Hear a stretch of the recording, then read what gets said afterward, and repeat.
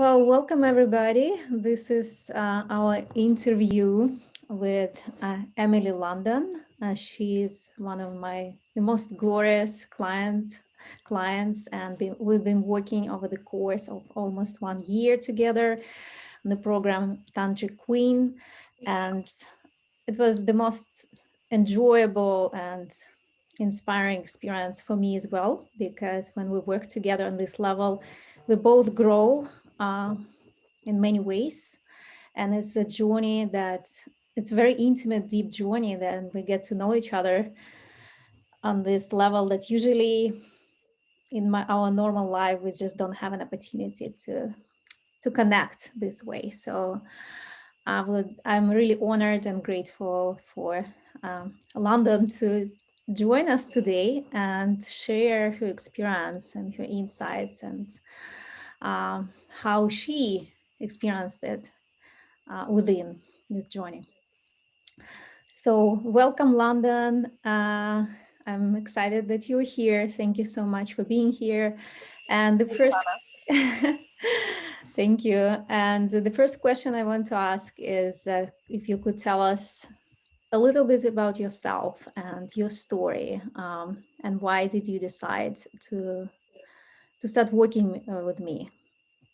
Okay. So when I met Lana, it was right after I had just gotten divorced, and I had been married for 15 years and had a very, we'll say, unfulfilling relationship when it comes to intimacy, and that includes sexual intimacy as well as emotional intimacy, and all kinds, all different degrees of intimacy. And I had, in my post-marriage discovery process, had heard of Tantra and was very drawn to it and interested. But it wasn't until I met Lana, which was actually at a party in my home that I was hosting for my business at the time, which was a portrait studio.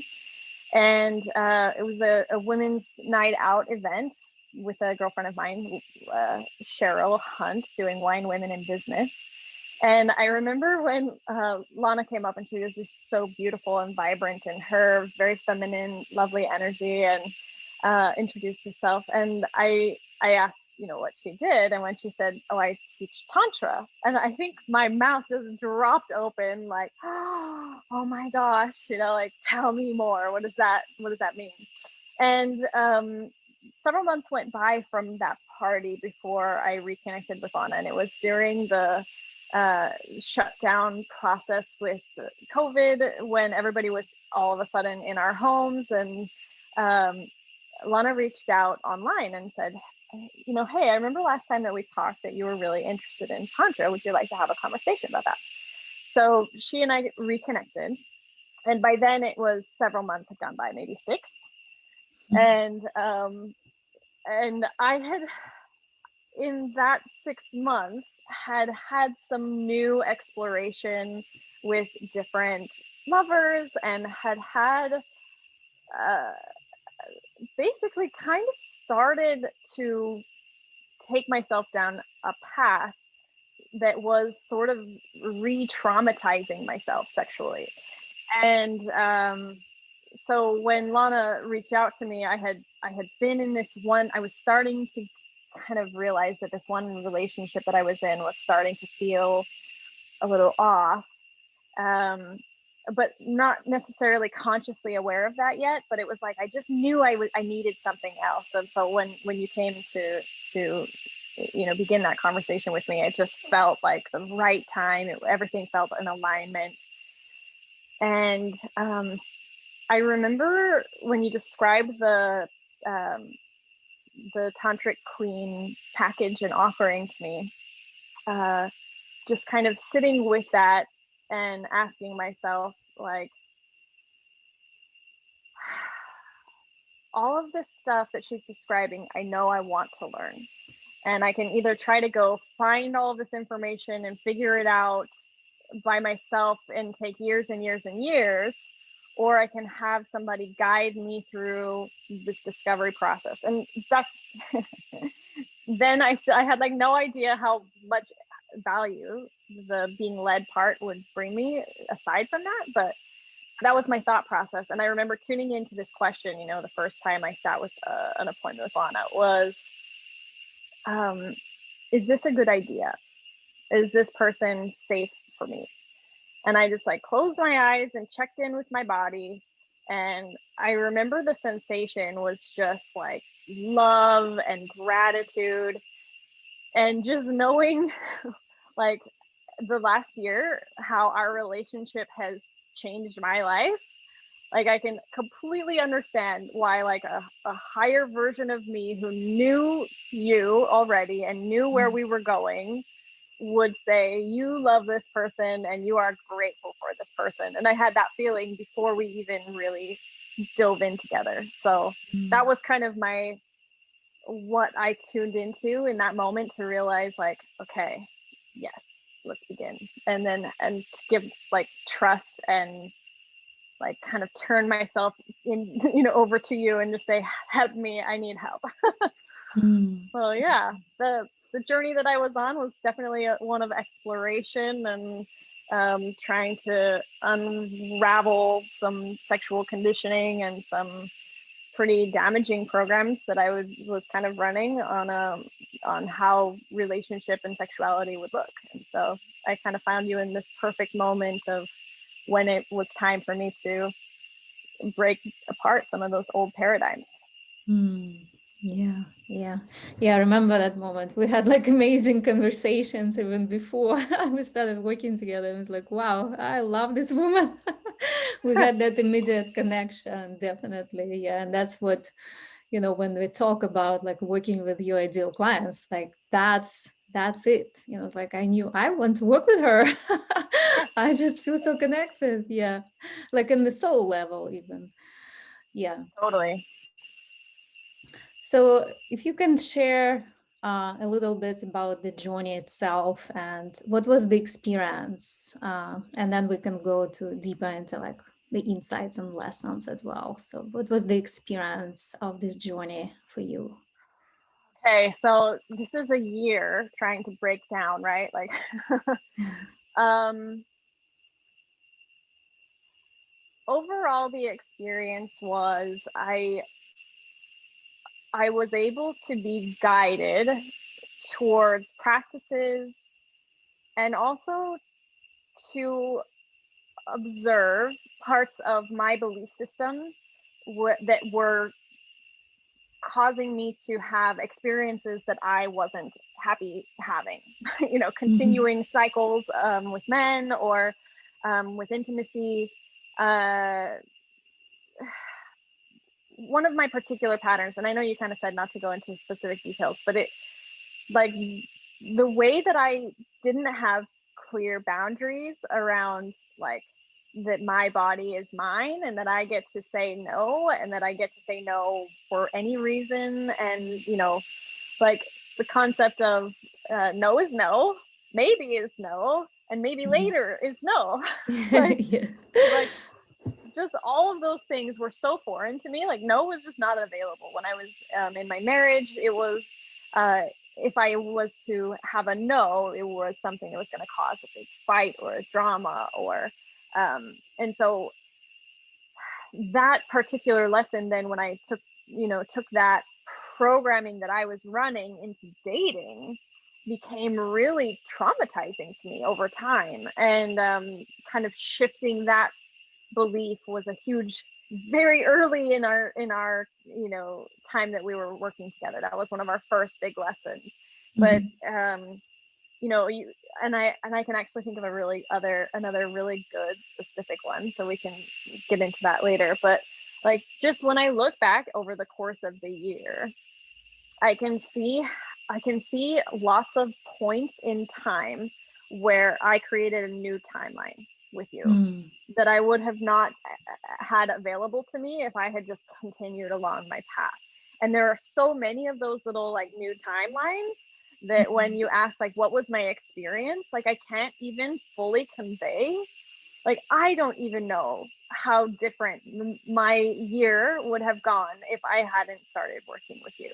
What I can tell you right now is I just sold my house and moved to Costa Rica, and am experiencing a beautiful romantic exploration relationship that I wouldn't have had access to if I was not in, like, had not gotten more clarity about what I was looking for, that I needed to get from working with you, like the clarity and the invitation to ask, what is it that I do want to experience.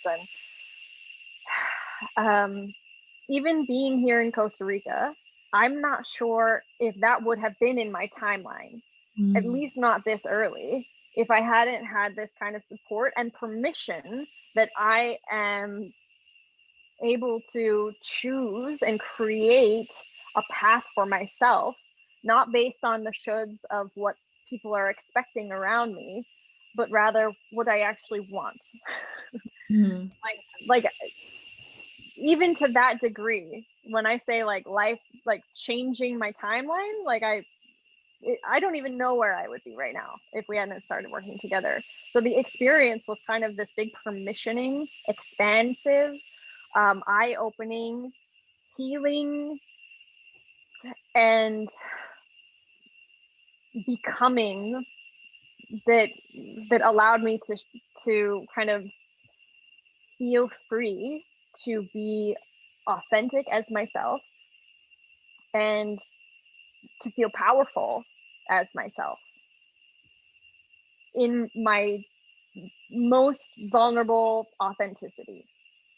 That even the parts of me that are shy or like a whimsical little girl, like, are part of what make me powerful.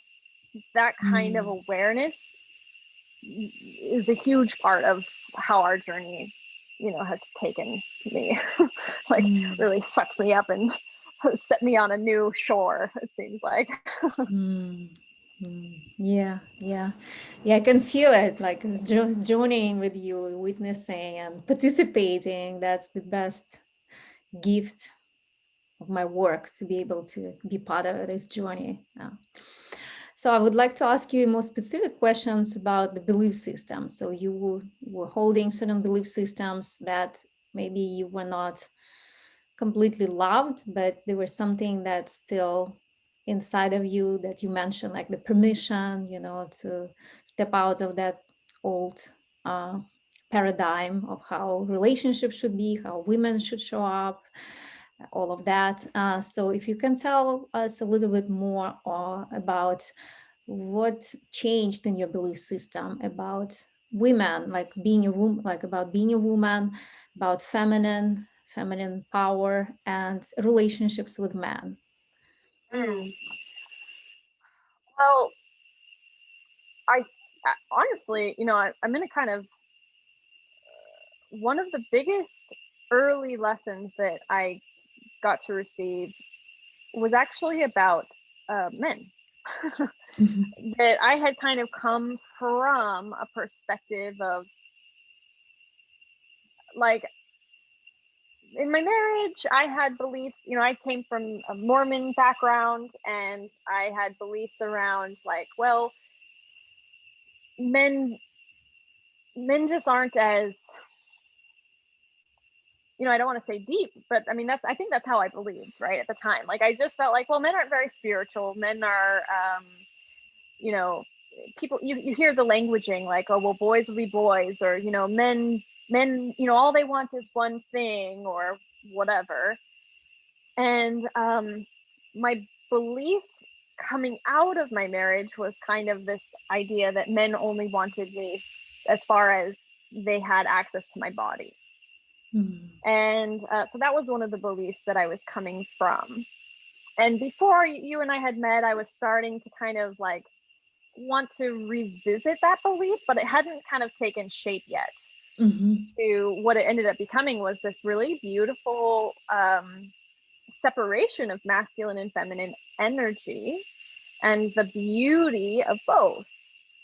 And that I had been leaning so far into my masculine energy up to that point that I was disempowering my feminine in all ways. And I was almost painfully masculine. Like it was so exhausting to hold that like structured, business minded, logical approach to life. It kept me kind of in Utah doing following the formula, doing life the way that everyone expected me to do it. Like when I was in logic, like that all made sense. And it wasn't until I shifted into my feminine or creativity that it was kind of this permissioning to say like, but I mean, how do you want life to feel? Like it doesn't have to make sense logically. How do you want to feel?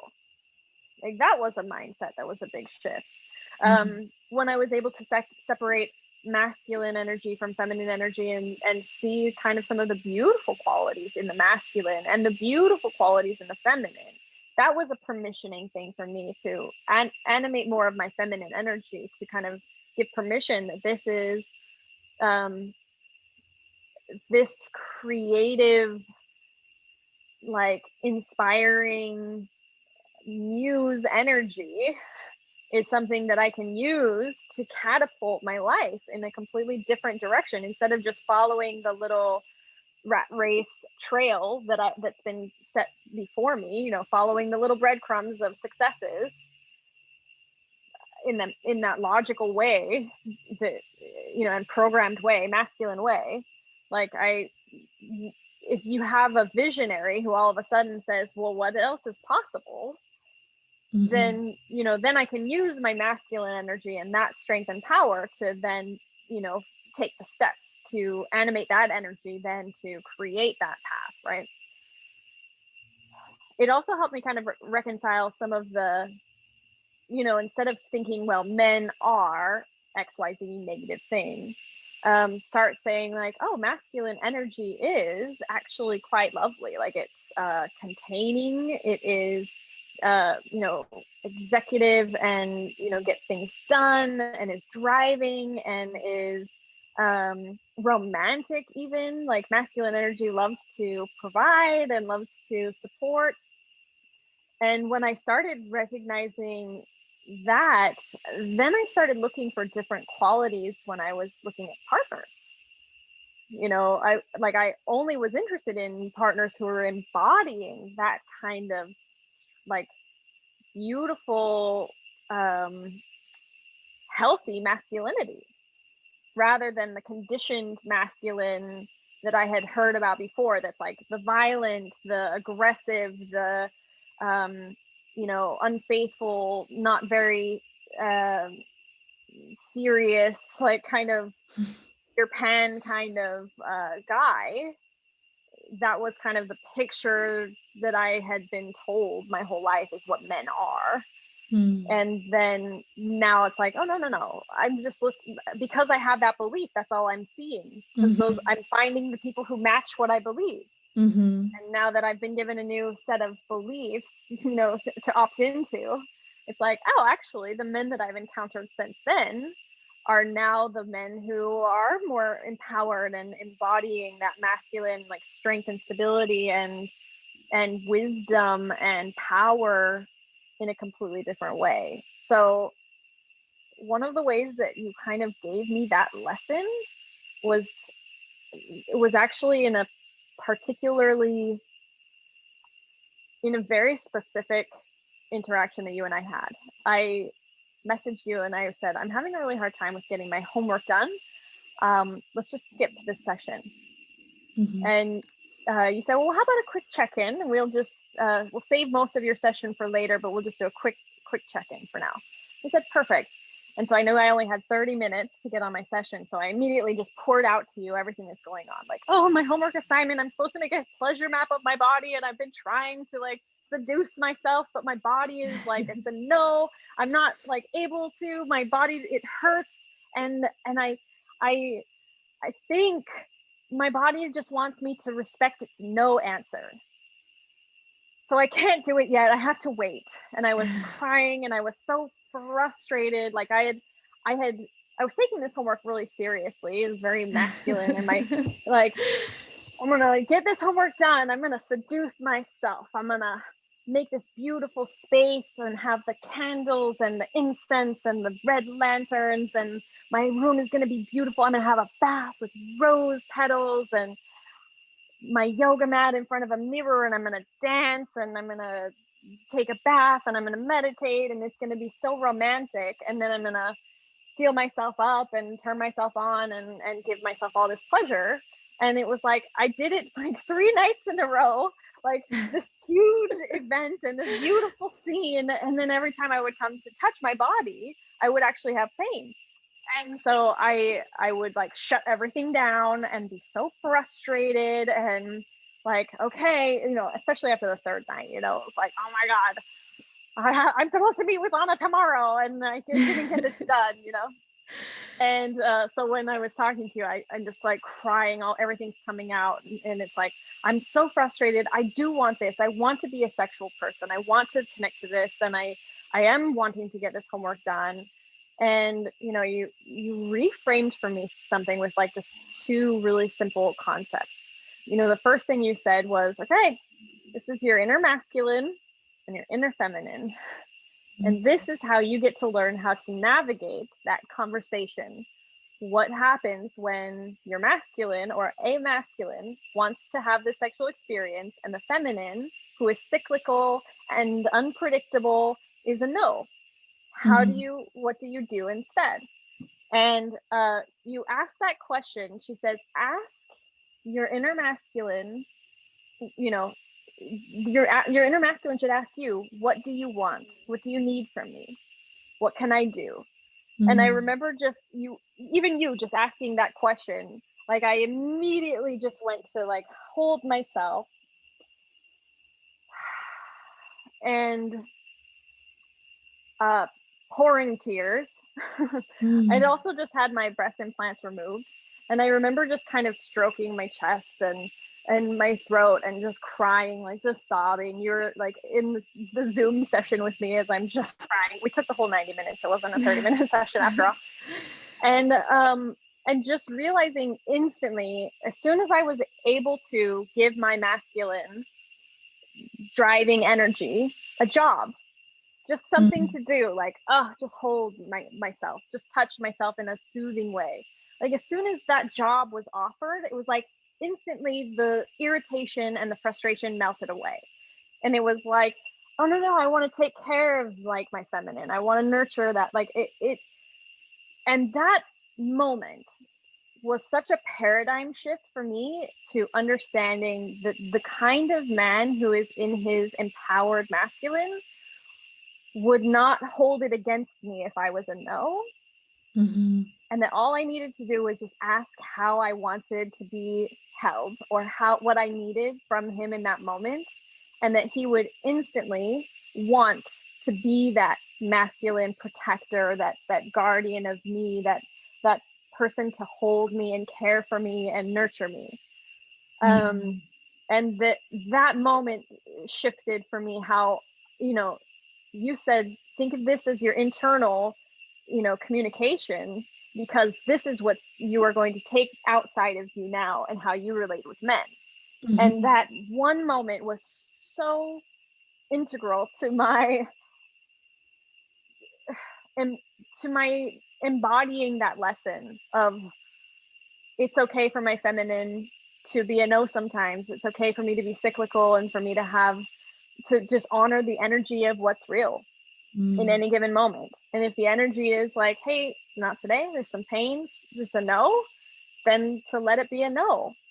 And that I can trust that the men that I'm called to now are the kind of men who will honor my no, and who will want to hold that space to kind of support me and nurture me. Yeah, wow. Yeah, I remember that session. That was huge. And it was simple, right? Such a simple thing. And like a huge difference. That's how all things are. Yeah, just little click inside. Totally. Yeah. Beautiful. I remember, and thank you for bringing it up and sharing, because this is the powerful one. One thing I wanted to also to go a little bit deeper that I feel can be really helpful for many, many women there and men as well. We know that. Um, it's about the question about the relationship containers, and we have so much conditioning around how relationships should be and what are the roles and what should we say and what we shouldn't say because it will hurt somebody's feelings. And so the many times, like, being in this position of teaching tantra and working with the intimacy and relationships, I can see the longer people spend together in one space, like the longer they're married or just living together or even dating, they start to grow apart because they start to follow all the shoes and they don't really know what's going on with each other on a deeper level because they're not willing to reveal because of these fears and what's going to happen, and the way we react also in relationships, like, okay, this is, are you in a relationship or we're breaking up, all of this kind of stuff, and the whole container of marriage and traditional relationships. So if you can share a little bit about your journey about kind of reshaping all of these containers and like really understanding what kind of containers you would like to create for yourself, and how it works differently and how you feel differently. Mm. Okay, so um, I was married for such a long time, 15 years, and there were a lot of things that contributed to the breakdown of that marriage. But one of the things that was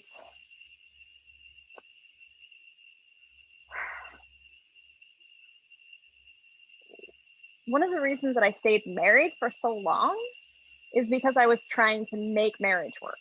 Mm-hmm. Like that I was trying to stay married. Mm-hmm. And I remember as early as maybe 2 months into my marriage, realizing that it wasn't a good fit, but then finding out that I was pregnant and wanting to make myself stay married because I was going to be raising a this baby. And so I started sacrificing my truth for my marriage very early on in my marriage. So if my truth was that I was unhappy or that I was frustrated in our sexual dynamic or in any way that we were wanting to experience life that was different from each other, I learned to smother my truth. And our intimate relationship like had no room for the like what's real. Mm-hmm. So because if what was real were to come to the surface, it would be that I really am not happy and that I really want to get a divorce and that I'm really not sexually satisfied and that I'm really um I loved my husband like family, but I didn't love having sex with my husband. And instead of, I was so afraid that if I were to bring that to the surface and express that rather, like I didn't have the kind of container of authenticity and intimacy with my husband that could be brought to the surface and addressed and to be allowed.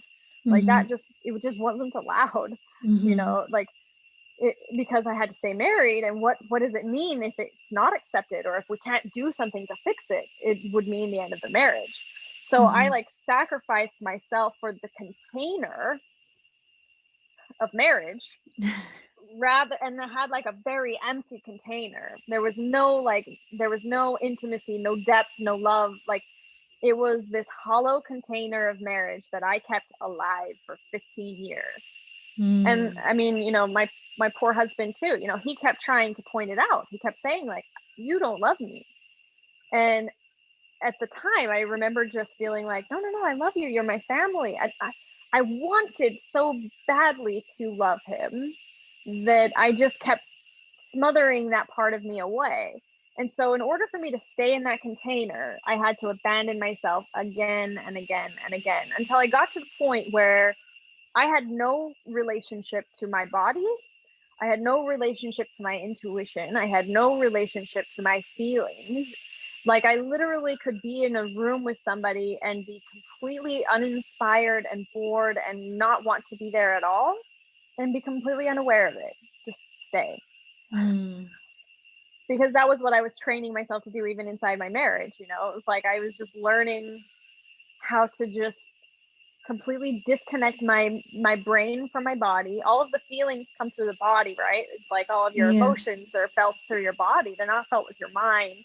And so my mind was like floating on one completely separate axis to my body. And in order to stay married, I had to disconnect them. So one of our things that we worked together was like how to align my body and my mind. Mm-hmm. And it's still a struggle. It's still something that I have to learn how to do. Like how do I feel? Oh, do I feel a little bit unhappy in this relationship with a friend who's, I feel like, is taking advantage of me? It's been going on for a while and I didn't speak up because I'm so trained to shut down my emotions. That started happening also inside a container of relationship. So let me think about how to talk about this relationship that I've been experiencing in a super concise way. I'll say it like I said to this friend of mine before we began kind of exploring as lovers. I said to him, I believe that I can never see myself being married again. I just don't feel like the energy of sex and all of that kind of chemistry is something that can be contained or caged without losing it. And so I believe what I would like to create is a friendship that spans a whole lifetime. So like a foundation of friendship that is forever. And if anything like romantic or sexual gets layered on top of that for a while, it gets to exist for the exact amount of time that it is honest and true and that it is real. And then in the moment that it needs to shift for one or both partners, it shifts back down to here where we keep the friendship intact. And that to me is the kind of container that I would like to create, especially in this point in time, so soon after my divorce. So, you know, whether I don't know if I would say that I found like the ultimate container that is perfect for everyone, but for me, I get to choose what container I want to sit in. And that to me is the one that felt the most true, one that allows me to, like, my sexual self to be allowed to float, you know, like a little butterfly to you, to land on you as long as this feels delightful, and then to go when it's time for me to go. You know, and when a butterfly lands on you, you honor it and you find it to be this beautiful, lovely moment.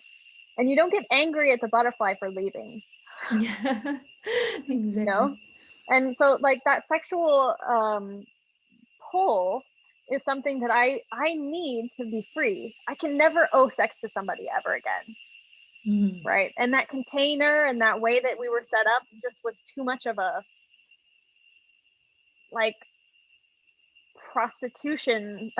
Like I felt like I was exchanging sex for safety and kindness. And so like that was the exchange that I was entering into by being married, you know, having this, like I just could never see myself doing that again. Like I just feel like in order to honor the energy, it just has to be free. I do feel very much like I am drawn to creating depth and richness and like going really deep with people. And so that's why that core foundation of friendship, that lifetime level friendship, is so valuable to me. It's not like I want to just you know, be this sexy butterfly just flitting around and coming and going and that's it. Like there is a lot of depth available inside this container, and it's been such a beautiful container for me to experience. I've had more depth of you know, intimacy and healing and honor available to me in the container that I'm in, you know, exploring now, than I ever had in my marriage. Yeah. Yeah, within a such short period of time, right? Yeah, I mean, really, it's been 5 months since I started deepening this relationship with this person, and he and I have come to a place in our timeline where it's time for sex to be off of the table, and now to just really solidify our friendship part of our relationship, and to allow that to become something incredibly deep and incredibly to really support its longevity. Mm-hmm. And so that's where this relationship is playing right now. But I also feel like that's so beautiful. I don't feel like he and I broke up. I don't feel like we had to, you know, end our relationship, even though it felt like time to stop engaging sexually for a while. Like for me right now, our relationship is still just as beautiful and rich and deep as ever. It's just got a different quality. Mm-hmm. Mm-hmm. Yes, absolutely. Yeah, what a journey of self-discovery and exploration with another being, with another soul that is not anyhow conditioned, right? By what we should do. Yeah. uh, Well, I mean, it's like part of the dance is like you keep kind of getting sucked back into that conditioned should of like, oh yeah, now we're boyfriend and girlfriend and we're following that timeline or that. It was hard a little bit to kind of say like, that's not what we're making. Like you have to keep reminding, especially me, right? Because I'm the mhm, one got a vision for what I think I'm trying to create, and so like I get pulled into that, like how things are done, that momentum that comes with like a new romance. mhm, And I like kind of had to reset myself and say like, no, no, no, wait, this isn't what I want to create. I want to be intentional. What do I want to create and why? Oh, this is causing me to have some feelings. What are these feelings? Let me tune into myself, get back into myself and say like, what's happening here? And realize like, oh, there's some misalignment in the sexual arena in this moment. And in order for me to be true to myself, I need to pull sex off of the table here. And I still deeply love this person and still deeply connect with him. And I can completely imagine sex being available to us in the future if I can get into a place where the what created the misalignment with us might be resolved, and I can completely see that happening. But for right now, I get to honor the truth of where we're at, and that is okay, let's peel off this layer and it's not available for us for a while, and let's play in friendship. And so I mean there was some growing pains and some like intuitive like figuring it out and kind of magicking it a little bit to kind of shape it into the beautiful experience that it has become. mm. Yeah, yeah, beautiful. Uh, the question I would like to explore a little bit as well is about female sexuality, and what did you learn on this journey to understand how female sexuality is different and how it wasn't quite honored in our society, and we didn't learn much about that. And what was your experience learning how women's sexuality works and how it's different from the masculine? Okay, so when we started working together, I was 34 years old. And so I was 34 years old when I learned about the female erectile network, which is a like structure of tissue that makes up most of the female genitalia. And I had no idea that that even existed. And it's not something that you can, if you go online and Google diagrams of female genitalia, it's not even listed in the diagrams. Like, and yeah, so I mean, even from a purely physical standpoint, as a woman, I felt before completely disempowered around my own body, and completely silenced about it. There was no conversation. Nobody was explaining, like, um, as an example, just one of the biggest takeaways for me was this idea that female sexuality, sexual energy rather, begins in the environment. And then Mhm. that makes sense, right? If you look at like uh, seduction as a concept, like, oh yeah, of course the man sweeps her into a beautiful hotel room or a gorgeous destination or something, and they land in this beautiful space. Or first dates always have like beautiful conversation and connection that way, right? So it's like the edges in the room and the space and the conversation and the interaction. And then like the edges of her body, even her hands. And you can kind of think about that too in terms of like when you hold hands for the first time with somebody, or and then comes up, you know, through from the edges up to your core body and then to your sexual center. All of that is something that was all new, like stuff that was not in my awareness at all. And so what would happen previously for me is I would experience sex as this thing that was very expectation oriented. I mean, to the point where it's kind of shocking for me to realize how often I had sex simply because I thought it was expected. Um, and also, I mean, if you can just picture any romantic movie, like the timeline for how sex plays out, it's like tension, tension, tension, tension, kissing, stripping, sex. Yeah, exactly. Right? And like then like both having an orgasm at the same time and like afterglow. And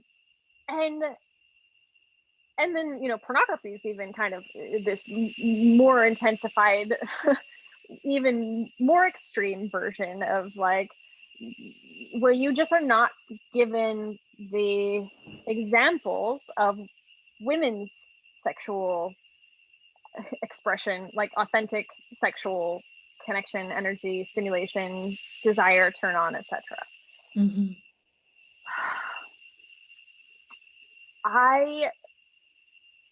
What I learned about female sexuality was so permissioning for me to be able to then just stand inside what I desire rather than to bend to what I believe is expected of me.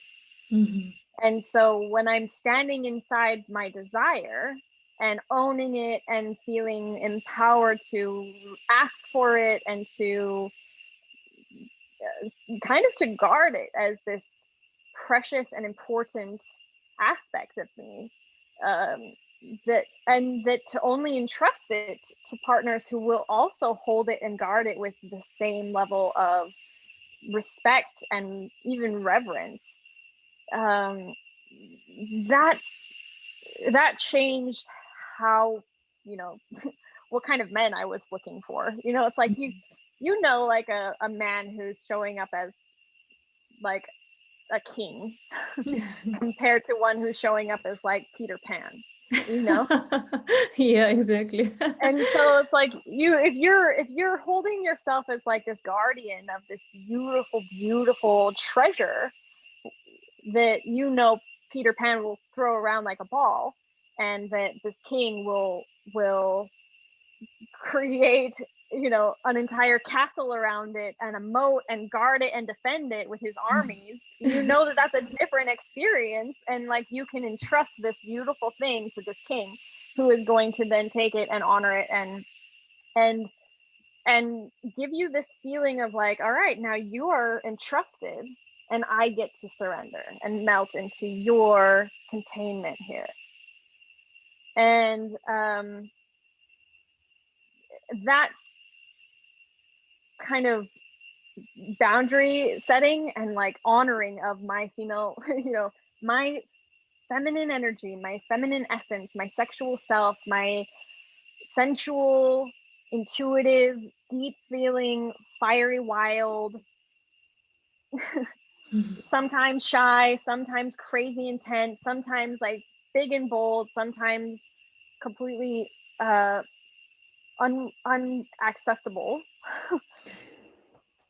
All of those things are allowed and empowered and encouraged and nurtured in this container, but only if I'm giving that permission, only if I'm holding the container, only if I'm making it important and special and like treasured. And before I was taught about anything to do with female sexuality, I didn't even know that there was this well of soul available for me to treasure. Mm. Because the way that society has set things up is to completely pretend it doesn't exist at all, or to completely smother it in women and girls. Mm. This well of power. Yeah. Yeah. Wow. Yeah. I can feel it even Yeah. now in the moments, like, whoa. So Yeah. big for us women, so big for us to be on this journey and like discover this truth, and like it's happening for all of us. Like it's like no exception. Like some women had the heavier experiences, so women had, like I say, there is a trauma by commission when there is some kind of abuse, something was done to us, and there is trauma by omission. It means that we didn't receive what is possible to receive and what we deeply crave inside, right? And then we kind of shut down that part of ourselves that craves that experience, right, that you have just described with the king, and say, oh, that's not going to happen, oh, that's not important, that's impossible, or hasn't happened so far, how can I imagine that it's going to happen in the future, right? So it's like kind of shutting something down that is so magical, so beautiful, and with so much potential of creativity, exploration, exchange, right? This dance of Mm. polarities. Mm. Yeah. Thank you for sharing that. And the last question I want to ask you is, what would you say to women who are interested to explore this part of themselves, in like they are drawn to do this kind of journey, right? And they still, kind of on the fence, they're still not sure, or they're not taking action to start the journey and to say yes to themselves, to give that permissions, like, well, maybe that's for me as well. Maybe I can start now, maybe I can give myself permission right now to do this. Mm. I mean,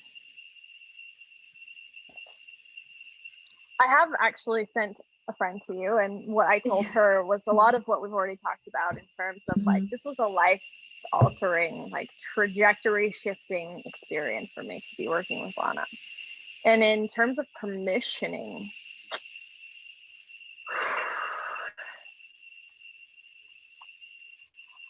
um,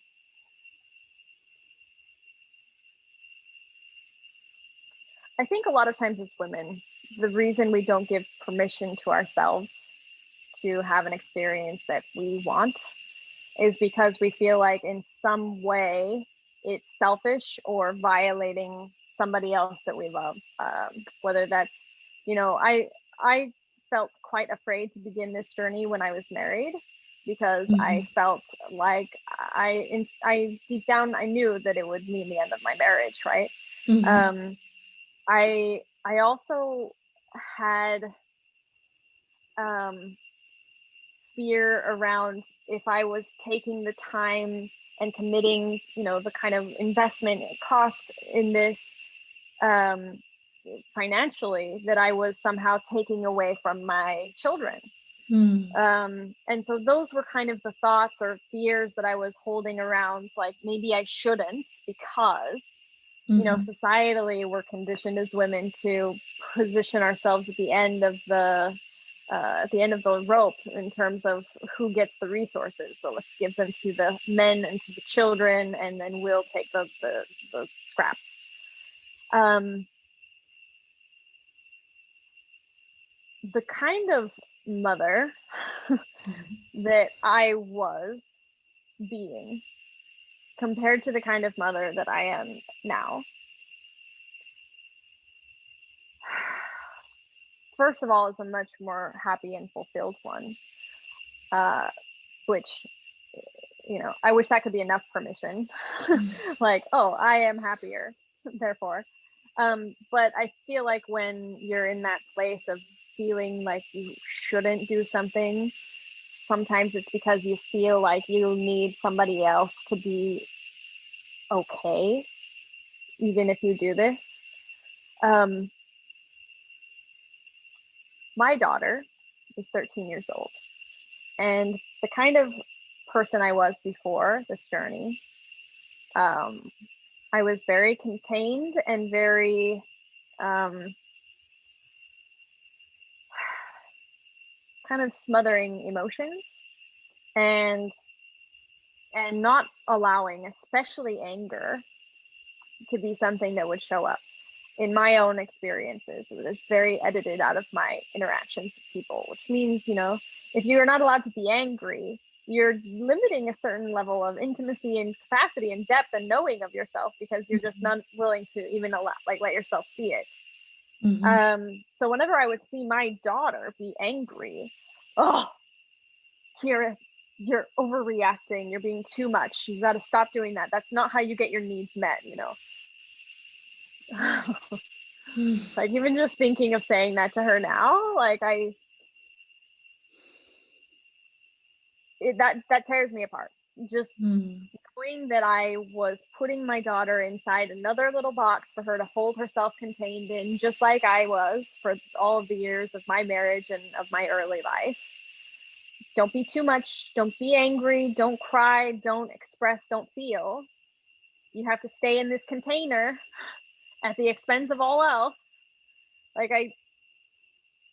the way that I have shifted has shifted how I talk to my kids, how I see my kids, how I relate to my kids, how I teach my kids, how I give myself permission to be a little messy as a mother, and how I basically tell them, like, hey, look at this real life messiness, and you get to see it and observe it in me, and we get to navigate it together, and it's permission for us all to be truly authentic. It's changed my kids, the way that I've been on this journey, and the things that I've learned, the different access to my own intuition that I've been able to cultivate, the permission for me to get support, to not feel solely responsible for being the one person who meets every single need for my kids, but rather to say, I'm really gifted at meeting needs like this, and in the other areas that they have needs, I can find somebody, I can find a friend, I can give a support system and teach my kids how to find their own support systems.